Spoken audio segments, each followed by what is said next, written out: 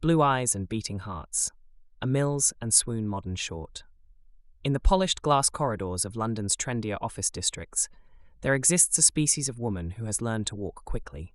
Quickly past coffee queues, cyclists, and most efficiently of all, quickly past inconvenient human realities, wherever her Manowla heels clicked on London's sidewalks. Charlotte Briggs was one of these women. At 35, she possessed excellent hair, excellent shoes, and an excellent job in public relations, an industry that specialised in polishing other people's reputations while quietly eroding one's own soul. Every morning she stepped out of the tube station, checked her phone, and moved with professional determination toward the gleaming lobby of the agency where she worked, the tall black glass like a judgement on those that could not enter. "Big issue, madam." Charlotte as usual declined, not really sure what the big issue was exactly, but well aware that sellers were usually down on their luck. Charlotte was not unkind. She had been taught to be kind and gracious, but she always had meetings. Her boyfriend, Oliver, had often remarked that she possessed an admirable ability to filter distractions. Oliver was a financial analyst, which meant he had never filtered anything more morally complicated than a spreadsheet. Charlotte tolerated him with the mild patience one reserves for reliable appliances. She was expecting him to propose in around 6 months. She would say yes to shut her parents up. 2 babies in 2 years. Wham, bam, thank you, ma'am. She would turn around and they would be gone, and she would be left with the analyst. Her life was as predictable as death. It was raining. One of those London drizzles that appears designed purely to destroy a Vidal Sassoon hair appointment. Charlotte was juggling an umbrella, a phone call, and the vague dread of a 9 o'clock pitch meeting when it happened. She actually bought the big issue. "Oh, I wasn't expecting that." He apologized and, taking her money, glanced into Charlotte's eyes. Then something weird happened.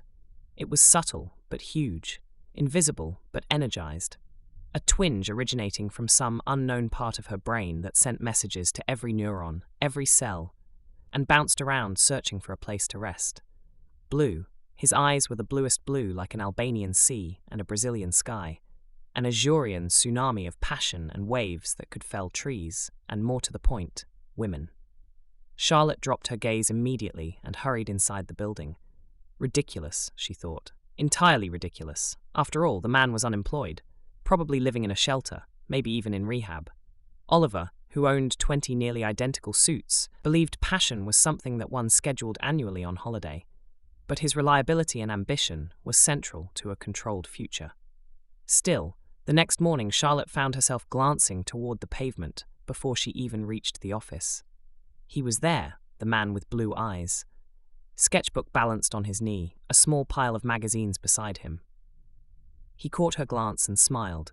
Not eagerly, not pleadingly, a simple smile, and a flutter of lashes teased the blue into her morning. And so it went on. A morning ritual with Blue. It probably wasn't his name, but that is what she called him. A nod, a smile, and a new copy whenever the big issue came out. 3 months later, Charlotte discovered Oliver cheating on her with a yoga instructor named Celeste. A frenemy sent her an image of them wrapped around each other in glittery lycra like some alien insect. Under the Instagram photo, last night's yoga class was incredible. There is something uniquely humiliating about heartbreak in your mid-30s.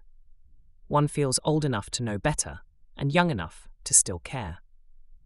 By the time Charlotte reached the office the next morning, her eyes were swollen and her dignity was hanging by a thread. But at least she would not be seen dead in glittery lycra. Blue looked up. "Rough morning?" he asked gently. Charlotte laughed once, a broken sound that cracked into sobs. "My boyfriend," she said vaguely, "appears to have developed extracurricular hobbies. Yoga, to be specific, with a leggy woman in pink lycra." Blue closed his sketchbook. "I tell you what, this is my last day. Let's celebrate in the pub." "Last day? I got a job," Charlotte blinked. "Oh, congratulations, doing what?" "I sold my book, London publisher. They even gave me a PR agent." Blue was laughing, his eyes reflecting the sun like mirrors into her soul. He tilted his head. "Come for a drink with me." Charlotte stared at him. "You don't even know me." "True," he said, "but you look like someone who could use a cheer-up drink." "And I happen to be in a celebratory mood." She hesitated, Then, quite unexpectedly, she heard herself say, "All right then." The drink became 2, the 2 became 3. By 10 o'clock they had wandered into a tiny bar in Soho where someone was hosting an open mic poetry night. Charlotte, who was now pleasantly drunk, found the entire situation thrilling. "This is my first time," she said. Blue smiled. "Needless to say, I have been around the block a few times." They both laughed at the insinuation. Later, Blue was on the small stage with the intimate crowd, sharing in the joy of his presence. The poem was about a woman who moved through the world too quickly. About a woman with sharp heels and sharper intelligence, who pretended not to notice kindness because it disrupted her schedule. About a woman whose sadness sat behind perfectly applied lipstick. Charlotte felt something dangerous happen inside her chest. The room had gone quiet, and when he finished, every person in the bar applauded. Charlotte was staring at him, swooning pathetically like a teenager, and drinking with the panic of lust suddenly exposed. Later that night, Blue walked her home.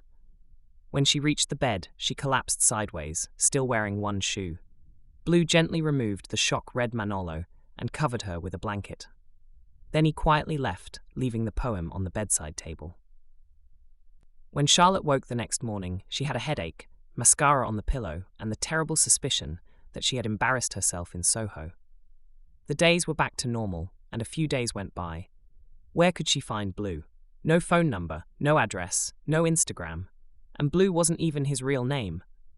Charlotte asked the man at the ethnic street food wagon, then the new big issue seller, and she even rang the big issue head office. They were sympathetic but firm. "Data protection," the woman explained. "If we see him, we'll pass along your message, but we can't give you any details." Days passed, then weeks. Charlotte tried to return to normal life, but she found she hated her job, hated her empty flat, and hated the quiet absence outside the office doors each morning. Some nights she fell asleep clutching the poem. By now she knew it by heart. Then one evening she stepped out of the building and stopped. He was standing across the street, except he no longer looked like the man she remembered, and his posture carried the relaxed confidence of someone entirely at home in the world. He crossed the street slowly. Charlotte stared. "You disappeared," she said. "I seem to be in high demand," he laughed. Then he stepped closer. The blue eyes washed her with an indescribable urge, and they kissed. "Charlotte," he said gently, "would you like to go on a date? No pressure, no promises, and definitely no unsolicited poems. Unless you ask, of course." Charlotte studied him for a moment. Then she smiled. "I hereby consent to you writing me love poems for the rest of my days." 2026, Sarnia, Della Mare.